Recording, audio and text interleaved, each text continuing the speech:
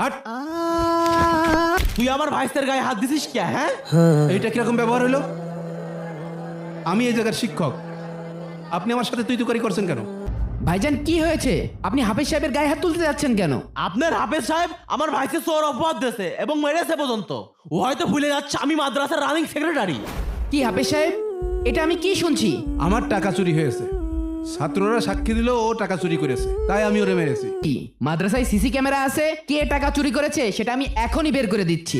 এই রে, এবার তো ঝামেলা হয়ে যাবে না, যেভাবে হোক কিছু একটা করতেই হবে। চলেন আমরা অফিসে গিয়ে চেক করি। একটু বন্ধ করে দিস। কারেন্ট যাওয়ার সময় এমন সময় কারেন্ট গেল। টাইম এলো। কাটআউটে কোনো ডিস্টার্ব হলো নাকি?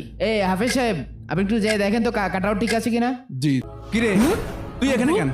আব্বু আমি কিছু করিনি আব্বু, আমি দাঁড়িয়ে দাঁড়িয়ে দেখছি। আর সুইচ বন্ধ কেন? আব্বু লাইনে মনে হয় কিছু সমস্যা আছে, আমি কিন্তু এসব কিছু করিনি আব্বু। কারেন্ট আলহামদুলিল্লাহ। চলে গেছে। ভাই ওই সিসি ক্যামেরাটা একটু চেক দেন তো, তাড়াতাড়ি চেক ঠিক দেন। আছে ভাই। দেখেন তো। আব্বু তোমরা দেখো, আমার ওরাই পড়া আছে। কি ব্যাপার হাফেজ সাহেব? ওইটা তো আপনার ছেলেই মনে হচ্ছে। ওই দেখেন ওই দেখেন ওই দেখেন, ওই যে টাকাটা হাতে নিয়ে। আপনি যে অন্য ছেলেকে শাসন করছেন, এখন তো আপনার নিজের ছেলে চুরি করেছে। চলেন চলেন, অভিভাবককে জানাতে হবে। আসেন আসেন আসেন। দেখলেন তো হুজুর, এটা টাকা চুরি করেছে। আমার ভাইদের খামোখা চোর অপবাদ দিল, মারলো, কইলো না নাকি? ভাই আপনি চুপ করেন।